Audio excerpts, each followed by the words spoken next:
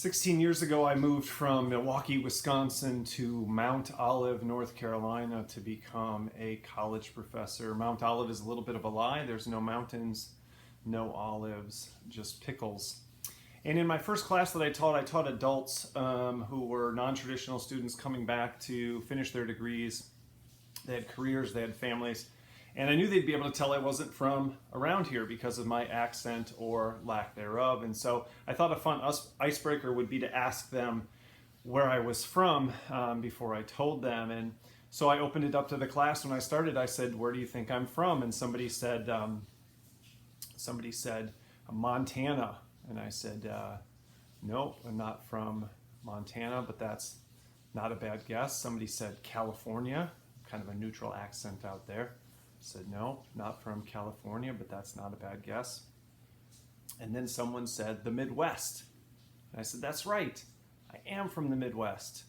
Which state am I from in the Midwest?" And I thought that people would start guessing Midwestern states, but they did not. They just stared at me and didn't say anything. But I knew as a teacher, if you wait and you listen and you let the silence kind of settle in, that someone would say something. And so I just waited for someone to start guessing again. And finally somebody shouted out, "Connecticut!"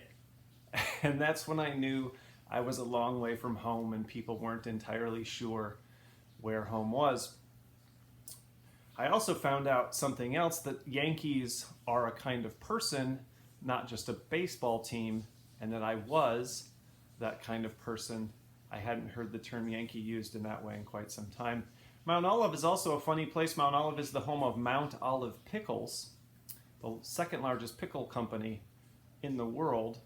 They have a giant pickle, 9-foot pickle on the sign that says "Welcome to Mount Olive." They do a pickle drop like they do the ball drop in Times Square in New York. They do a pickle drop in New Year's Eve in Mount Olive. It's a town known for pickles. And I taught at the college there called Mount Olive College at the time, now the University of Mount Olive. And every college has a mascot. And our mascot seemed inappropriate, though, for the place that we were, because in a town known for pickles, we were the Trojans.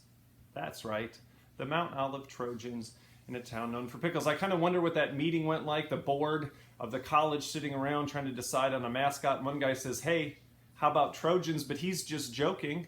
But no one gets the joke, and they're like, "All those in favor?" And when people asked, "Why did you choose that name?" they're like, "I don't know, it just felt good." I mean, it felt okay. It didn't feel as good as it could feel. It just felt safe. It just felt like the safe choice. But my wife and I don't live in Mount Olive because it's a small town of only 4,000 people. So we moved to Goldsboro, North Carolina, just a little bit north. And the only reason that we moved there is because there's a Target store, and at the time that was a sign of civilization, right? Like old pioneers used to look for water, modern pioneers look for a Target store. And so we settled there. It's a larger town of 40,000 people compared to Mount Olive.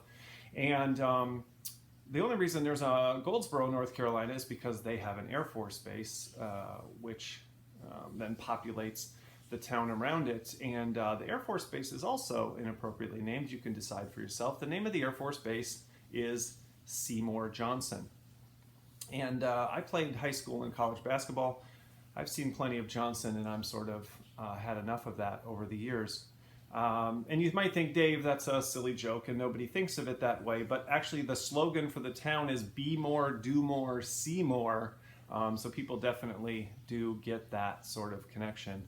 Now, why did I share those stories? Because they're funny and a little bit silly, and it's nice to have fun, but also we can learn a lot about change by learning from humor. And some of you liked those jokes. You thought they were funny. You're going to share them with others. Some of you thought they were immature and maybe a little bit gross. Some of you thought they were straight up inappropriate and you didn't laugh at all. I did that series of jokes when I was speaking to a group of older folks, 65 plus, years of age in Wisconsin one time, and when I hit the punchline, I didn't get any laughs. I got sort of a murmur of disapproval from sort of my grandparents in the audience. And that's something we have to understand about humor and change. It takes risks You have to take risks and you have to push boundaries. I know when I tell those stories that some people will like them and some people won't. I know that it's not guaranteed to be successful, and there are no guarantees in change. We can't guarantee success. We have to have the courage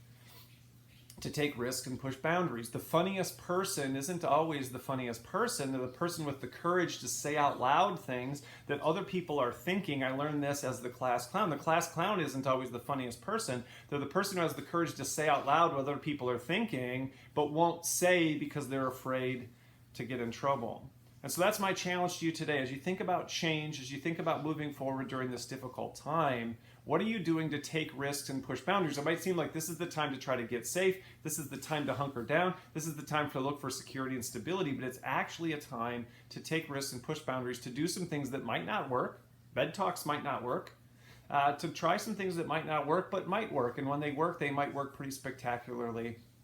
And so this is Dave, talking to you from my bed in Goldsboro, North Carolina, not too far from Mount Olive, North Carolina. No mountains, no olives, just pickles. I hope you have an opportunity today to see more Johnson.